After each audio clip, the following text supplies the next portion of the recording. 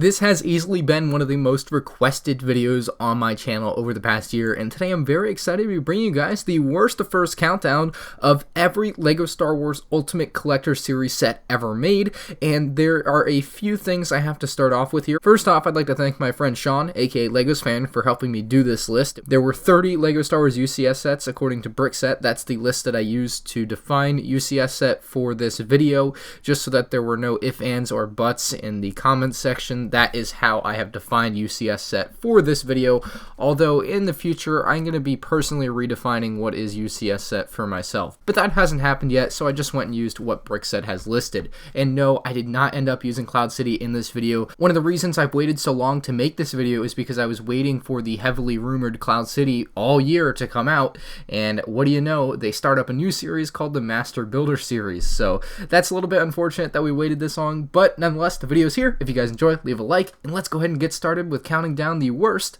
to first LEGO Star Wars UCS sets. The worst LEGO Star Wars UCS set, in my opinion, and in a lot of people's opinions, is going to be the Assault on Hoth, set 75098 from 2016. $250 for 2,144 pieces isn't bad, but the problem with this set is it didn't fit what many people defined as a UCS set. This thing was not displayable by any means, and it was a big hodgepodge of different little sections of Hoth all thrown together into a playset, not a UCS set, and that's why LEGO with the new Cloud City has started the Master Builder series, and I would define this in the Master Builder series, but for now we'll call it UCS because that's what it says in the box. Anyway, for something that's a UCS set and is supposed to be highly detailed and accurate, the shield generator has 3 shield compartments, and it's supposed to have 4 of them. The Wappa can't fit through the front door of his cave. Those are 2 just glaring issues in this set, just giant issues that you cannot have on a UCS set. And for those reasons, the LEGO Star Wars UCS Assault on Hoth is the worst LEGO Star Wars UCS set ever released in my opinion. Next on the list, I'm dropping another big playset, one you might be familiar with. It's the LEGO Star Wars 75159 Death Star, and this one is on a much different place on the list than the original Death Star of this set because of a few reasons. The first one is it was a straight up re-release. I know we as fans often ask for straight up re-releases, but I didn't see any demand for a re-release of a set that was retired less than a year before it was re-released. The rumors of a Death Star originally had me excited, only to find out that it was just a re-release of the original 2008 Death Star. While I do concede that it is a good playset, this one did not improve on the previous model in any single category other than the minifigures in my opinion. There were very few changes to the set. The Darth Vader's TIE Fighter saw some small design changes, but the minifigures were the main difference here, and I was not pleased with this set. I'm not paying $500 for an updated group of minifigures, and that's where I stand on this one. It's the second worst UCS set ever made. At number 28 on the list, third worst UCS set, we have the 7191 X-Wing Fighter from 2000, and this is one of the first UCS models ever made, and it really shows. It's unfortunate that I had to put it here on the list, but honestly, every other UCS set is better in my opinion. It was decent for its time, but I just can't give it the nod today. It's got very odd color accents as well. You can see green, all sorts of different grays in there. It's just a real hodgepodge to me. And even the front tip of the ship looks really weird and rough with the way LEGO had to make it out of bricks back then. So I'm not a big fan of this UCS set, and that's why it's this low on the list. Next up, unfortunately for me, I had to put this one here. The original Rebel Snowspeeder 10129. While I think it's a decent model, a lot of the issues with this set are that it's just not as accurate as the modern one. It's a decent looking set, but by today's standards, it really just doesn't cut it. And I know you guys are going to be roasting me in the comments below. You can't compare sets to today's standards. Well, I am, so what are you going to do about it? Mwahaha. Anyway, this set looks decent, but it's still rough around the edges. The front section of the ship there has plates right underneath the bricks, and the curvature there isn't very smooth at all because of the bricks they had to use. The front I really would like to compare to the original X-Wing that we just talked about. Just has, just for its time, it wasn't really possible to create the nice smooth incline that the newer Snowspeeders and newer X-Wings have, so that one ended up pretty low on the list. Next on the list is a really cool UCS set in my opinion, but it's not really a UCS set in the traditional sense, and that's why it ended up here on the list at number 26. The Naboo Starfighter, set 10026, $40 for 187 pieces, but the reason for that was it's really shiny chrome pieces, which I'm sure were expensive to make, and they're really cool looking. Don't get me wrong, this is a really cool looking set, but It is easily the smallest UCS set ever made. It doesn't fit within the scale of any of the other UCS sets. It's a really odd scale because it's in like the normal LEGO Star Wars set scale, except they called it UCS because it had silver on it. Like, it really is one of those confusing choices by LEGO. And I'm not saying it's not a cool set, it's just a bad UCS set because it's so small. At least that's what we've been led to believe, is that a UCS set is supposed to be really big and detailed. At number 25 on the list, I've thrown Yoda on here. This odd-looking set from 2002 is a UCS set. 7194 is the number. For $100 and 1,075 pieces, it was a decent deal for the price per piece, but the actual sculpture itself, by today's standards, looks rough. It's very blocky. His hands look awkward as crap to me. He even has a very oddly shaped little cane there. I'm not a big fan of the orangish color for his body there, although it might be accurate. I'm not 100% sure, but it looks odd to me compared to the rest of it. But he's just an odd UCS set. Just one of the bigger one-off UCS sets we've ever seen. Just an odd one out. At 24, we have General Grievous, which came out in 2008. This is one that I never was able to pick up, but I do actually kind of want to get one day. $90 for 1,085 pieces. It was LEGO's next attempt at sculptures for UCS sets. They hadn't done any since Yoda and Darth Maul back in the day, and this was like their next try at it. They haven't done one since. And it was actually a decent attempt. The General Grievous looks good, although I would say the lightsabers look a little bit odd, and the face to me is the hardest part to get right on General Grievous, and they did their best, but it just didn't quite cut it, and General Grievous ended up at number 24 on the list. At number 23, we have the Interceptor from 2000. It's another one of those original UCS sets that just kind of looks awkward by today's standards. The blue accents with the old dark gray really do not help this set out at all. The other thing to me that was funny about this set is back in the day they had black and white box art for this set, so like it looks like the TIE Interceptor was the right color, but then I assume you open the box to find out it's blue, and that was really confusing to me. I'm like, why did they do that? It doesn't make any sense, but it's a neat looking set. I just don't really love the color scheme on it. Next up, we have the very menacing Darth Maul bust from 2001. This thing would scare the crap out of you if it was really close to your face and you woke up in bed, I'll tell you that. That would be a scary experience. Anyway, LEGO did the best they could. It actually looks pretty decent for the time. They did a good job trying to sculpt in the painting onto his head and everything. Like, they actually did a decent job. He's got really cool horns, but compared to all the other UCS sets here on the list, I just couldn't give it the nod, and it ended up here at 22. At 21 is a set that I had to fight with my friend Sean to even get it this high on the list. Darth Vader's TIE Advanced. He basically argued that the way the cockpit works into the center of the ship is awkward, and I kind of agree, but I also disagree, and I might have been looking with rose-tinted glasses, but I actually really like this set. I own it myself. I bought it back in 2006 when it came out. It's a really cool one, but again, it just kind of falls short to a lot of the other UCS sets that LEGO has released. It is a major upgrade over the TIE Interceptor, which was the most recent TIE UCS set at the time compared to that one. It had moved to the light gray color instead of the blue color. This thing would have looked awful in blue. Thank God they didn't try to make this set in the year 2000. Anyway, at number 20, speaking of TIE Fighters, we have the TIE Fighter from 2015, a $200 set that actually looks pretty spiffy. I really like it. The only odd thing about this set to me and a lot of people that get kind of thrown off by it is the shaping of the cockpit. Again, LEGO did the best they could with the little pieces, but it really feels like it's supposed to be more rounded than it is, and they used cheese slopes and a lot of hard edges there, and it just ended up looking not quite as circular as it probably should have. Other than that, the wings are great. It's got a cool display stand, and it comes with a TIE Fighter pilot minifigure. At number 19, we have the B-Wing, a massive LEGO Star Wars UCS set, at least by its measurements. I think it only had like 1,487 pieces, released in 2012 for $200. It is again, it's a very massive UCS set, and it was one of the more clumsy ones for me to like pick up and carry around my room. My other issue with it is it had these like giant gaps in the pieces there. I'll try to zoom in on them so you get the idea, but like just because of the way LEGO works and I don't know, the physics behind it, I have no idea, but like the pieces tend to separate a little bit there, and they create a little bit of a gap. I also feel like this set kind of bends a little bit on its stand because it's so long, so that is also kind of an issue, but that is the UCS Wing.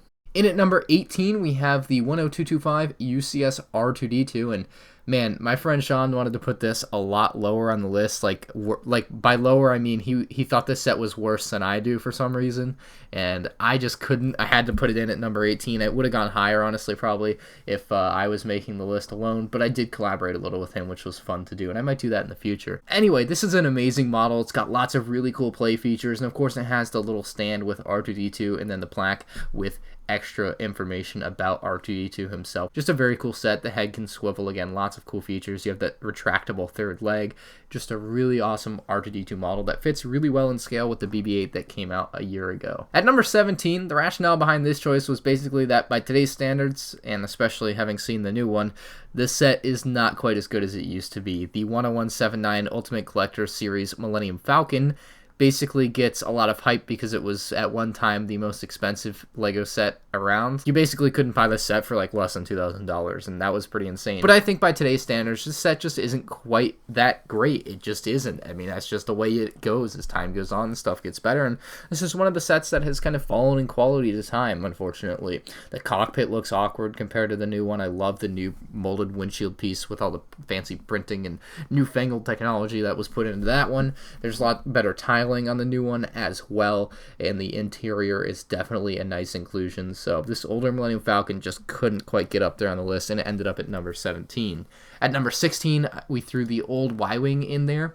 That's another set that I really like, but again, kind of looks awkward by today's standards. Just kind of looks like a real hodgepodge in the middle of the set there. Like a lot of just awkward looking pieces by today's standards, but this is honestly still a set that I want to buy at some point. So that's the Y-Wing in at number 16. At number 15 is a set that I own, the Imperial ATS. This is actually one of the cheaper LEGO Star Wars UCS sets ever made for only $80. This thing was an absolute steal back in the day in 2006, and I definitely picked it up when it came out because it was affordable for me. Anyway, it's a really awesome set that stands very well on its two legs. It's actually rather stable for what you might imagine. I remember back in the day when this thing first got announced, I actually custom built the front panel of the face out of my own pieces because it was pretty simple to figure out how to build that before you actually physically had the set in your hand, so that was really fun. And then I got the set, so it's a really cool set. You can swivel the head, the legs move and everything, so it's a fun one to play around with. And at number 14, we threw UCS ObiWan's Jedi Starfighter, one of the few LEGO Star Wars prequel UCS sets that have been made. It's a very sleek model that's very well put together. It's got a nice exterior design to it. The coloring on it looks really good. It's really sleek. It all kind of flows together. You get the giant R4 unit head on top, I believe, and that's really awesome, as well as the underside of the ObiWan Starfighter here actually has some really nice detailing as well. They actually went and tiled it up or plated over it or whatever, however you want to put it. It looks really sleek in there, and the engines look pretty good too, and then you have a really nice cockpit area with a control panel in there as well. My friend Zach actually gave me this set for free, which is really awesome of him, so Zach, if for some reason you're watching this video, thank you, Zach. At number 13, we have a set that I recently acquired this summer. It's the Rebel Blockade Runner from 2001. This is, again, one of the earlier UCS sets, but I think it holds up by today's standards. A $200 set back in the day for 1,747 pieces, and this thing is a behemoth. I really can't understate that. This is a huge LEGO Star Wars set. For less than 2,000 pieces, you wouldn't think so, but it has a lot of large pieces that all kind of add up, and it creates a very, very large Tantive 4. It's a really awesome set. It has no interior or anything. It just is so displayable that it doesn't really matter to me.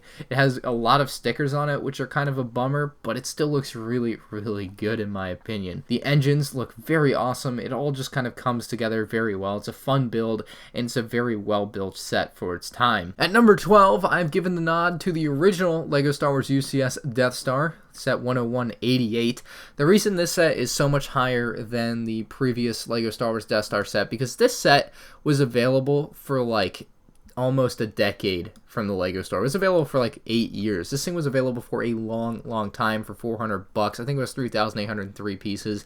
It included 24 minifigures originally, which was really awesome back in the day. So you had lots of cool minifigures like Han Solo, Luke Skywalker, Chewbacca, Leia, R2-D2, C-3PO, Ben Kenobi. You had the Emperor, you had Darth Vader, you had Stormtroopers, you had Royal Guard. So this was like the ultimate LEGO Star Wars set for original trilogy fans back then. This kind of introduced something brand new for LEGO Star Wars, which which was like this large-scale play set like this, and that's something that we've seen kind of with the newer Cloud City set and Assault on Hoth and the Ewok Village set, but this was the ultimate LEGO Star Wars play set. This thing had so many different compartments. Like the idea behind this set was absolutely incredible. It was very well executed. I bought this set a few years ago. I enjoyed it for a couple years, and then I kind of fell out of love with it, and that's alright. I still gave it the nod here at number 12 on the list, though. I think it's an amazing UCS set for what it was.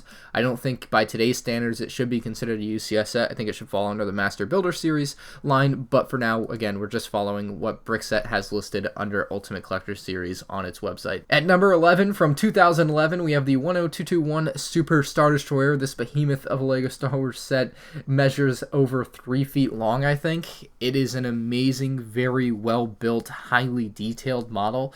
It's got so many little sections of the ship on top where you have like the very small bridge, then you have the rest of the set. You have a small interior where you can fit Bosk, IG-88, the Dengar, Darth Vader, and I believe it's Admiral Piet, who is the other figure included in the set. So a really awesome set for that fact. I mean, you just get so much with this thing. It's a very displayable set. You get some really dope minifigures with it, and it's just a fun one to have in your collection. At number 10, we have the Ewok Village, and seeing what I said about the Assault on Hoth set earlier about it being a playset, not like playsets shouldn't be UCS sets. Like, I still think this set should be in the Master Builder Series, but I also think, considering it to be a UCS set for now, it is an awesome set. Like, this is a playset, unlike Hoth, that actually came together very well for what it was. Like, it doesn't have stuff that doesn't work together. It's got this really awesome function where you can throw Ewoks down a chute from the top of the tree to the bottom of the tree. All the trees look decent. They all kind of look about the same.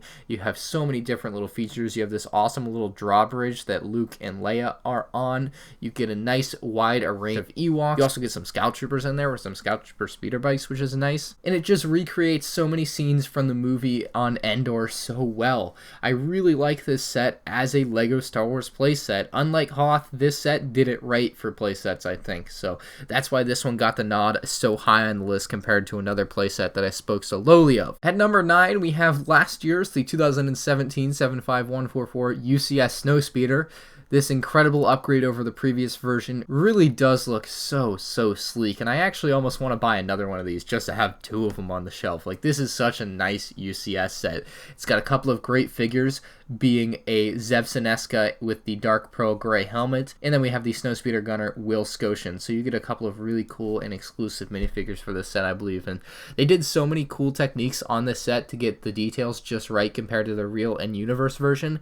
The cannons on either wing actually angle in a bit. The front section of the ship below the windshield has a very nice angle to it. They did a great job with that. The underside of the Snowspeeder is really clean as well. It's got a giant turret on the back of it. Both the panels on the engines there open up, and this just makes for a really awesome set. At number 8 on the list from 2018, we have the 75181 Y-Wing Starfighter. This amazing upgrade again introduces some new minifigures. We have Dutch Vander and an astromech droid R2 BHD. The Y-Wing itself recreates its in-universe self very well with a nice color scheme to boot. I really prefer the color scheme on this one to the old one. It's just much cleaner looking in my opinion. I really do like this set. You can open up the cockpit, place in your pilot, so many little different things you can do with this set. You can actually pick this thing up and swoosh it around. It's very well built, so it's a really fun UCS set, and it comes in at number 8 on the list. Moving down to number 7, we have the 2013 set 10240 Red 5 X-Wing Starfighter, and included an R2-D2 minifigure, which you could actually fit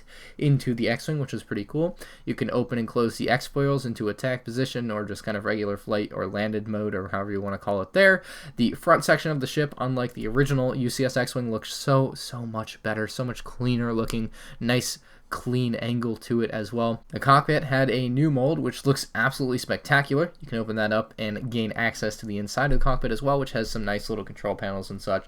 The engines on the back look really good, and overall it's a really highly detailed, very nice and clean looking UCS set at number 7 on the list. Moving into number 6, we have a LEGO Star Wars set that I recently built. It's the 2014 UCS Sandcrawler, and this behemoth included quite a few minifigs, just to name a few. We have R2-D2, we have the Treadwell droid, we have have Luke Skywalker, we get a few Jawas, C-3PO, Owen Lars, among others. So this behemoth of a set makes for a really fun playset slash UCS set. You can close it up and it looks like an amazing display model. But on the inside, this thing actually has quite a few play features. You can lower the front door on this set, I suppose, and you can basically have the Jawa cart drive in and out. You have an accessible cockpit or pilot's area for the sandcrawler as well. And you can even drop little crates in through the little tan siding holes there that kind of you push in the little crate and it just goes in. It's really, really awesome. And then of course you can take the top off to gain more access to the interior. So it makes for a really fun set that runs really well on its treads that can also turn using a little knob in the back. So this is an amazing UCS set that also has a lot of great playability. And for $300, 3,296 pieces, I believe, when it was released, made for an awesome deal. This set actually almost made it quite a bit higher on the list, but I just couldn't throw out some of the OGs coming up. Speaking of OGs coming up, we have one right here, the 2005 UCS Death Star 2. This is one of the ultimate LEGO Star Wars sets for display. It's definitely a great conversation piece. If you think any LEGO set can be a conversation piece, this is definitely one of them. It's an absolute behemoth, and I've probably said that word too many times in this video, but so many of these sets really are. I really hope LEGO returns with a new UCS Death Star like this at some point in the future. This is just an awesome model, and I'm in awe just looking at it right now. At number 4 on the list, we have the Imperial Star Destroyer, released 3 years prior to our awesome Death Star. This thing also included a mini Rebel Tantive 4 there, so that's just kind of a little fun tidbit. And it is another one that looks really, really cool in light gray. I love this set so much. I always wanted it as a kid. I never got it. I still don't have it to this day, but one day I will own this set. It's number 4 on this list for a reason, because it's amazing. It's another one of those great display pieces that can be one of those conversation starters for your LEGO collection, I suppose, and it just makes a great centerpiece for any LEGO collection, really. So the third best LEGO Star Wars set ever made is the UCS Slave 1. This is one of the most accurate UCS models in my opinion. It's so well built. It's so sleek looking. The stickers on it really add to the set as well, because they kind of help bridge the gaps where some of the coloring would have been wrong otherwise. And it's got a great slew of minifigures as well. You have like the Bespin Guard, you have a Stormtrooper, you have Han Solo and Carbonite, and then you have an awesome, very nicely printed Boba Fett as well. So this set all around is just an awesome UCS set that you can get a lot of fun playability and displayability out of. It might not be the smartest thing to be playing around with this one, let's be honest, but it's a really cool display piece. You have the turrets on the front that can move. You can open up the cockpit and put Boba Fett in there if you want. So you can have a lot of fun with this set for sure. You can even throw Han Solo and Carbonite inside of the Slave 1, and then you can also release some missiles from the side of the Slave 1. I think this one's going to go down as one of the all-time greats, kind of like the Death Star, the Star Destroyer, and the original UCS Falcon. We have number 2 on the list. It's the UCS Millennium Falcon from 2017. This was one of the most hyped LEGO Star Wars sets ever released, if not the most hyped, and it was on back order for months. This thing is an absolute monster. It's the most expensive LEGO Star Wars set ever released at $800 to date. It had 7,541 pieces. It had lots of cool minifigures, including Han Solo, Princess Leia, Rey, Finn. It had a couple of Porgs, which at the time were new and we hadn't even seen in the movies. We had BB-8, C-3PO, Chewbacca, and then it also had a Mynock, which is exclusive to the set. This thing is the coolest LEGO Star Wars set ever made, perhaps, to a lot of people. Obviously, it's number 2 on this list for a reason, because I have my own personal favorite UCS set. But this one definitely is one of the best ever made. It's so well detailed. They threw so many little details onto the top of this ship, and they even added some interior sections to recreate scenes from the movie, so you can get a little bit of playability out of your giant $800 LEGO set. So a really awesome set, definitely deserving of its position at number 2 on the list. If you're a fan of the channel and you follow me a lot, you might know my favorite LEGO Star Wars set ever, and it happens to be the Imperial Shuttle, the UCS version from 2010. Holy crap, that came out in 2010. Where does time go? Anyway, yes, it's number 1 on my list of best UCS sets ever. I think this is the best LEGO Star Wars UCS set ever made. It is minifigure scale, much like the Millennium Falcon we just took a look at. I didn't mention that, but it is minifigure scale, and this one is too. You have Darth Vader, an Imperial officer, Luke Skywalker, and a Stormtrooper in the set, and this thing is so nice. You have landing gear, which you can attach to the bottom of the set, or you can have it on a stand, so you can have its wings fold out. It has a very tall stand so that you can have it in flight mode, which is really awesome for display. That's my preferred way of displaying combine. It has a large cockpit that opens up to accommodate your Imperial officer there, and you just get this awesome, nice, sleek, clean, white design for the Imperial Shuttle. That I just love for some reason. So that's at number 1 on my list. Let me know in the comment section down below what your favorite LEGO Star Wars UCS set ever made is. If you guys enjoyed the video, leave a like. Thank you all for watching. I'll catch you on the next one. Peace out.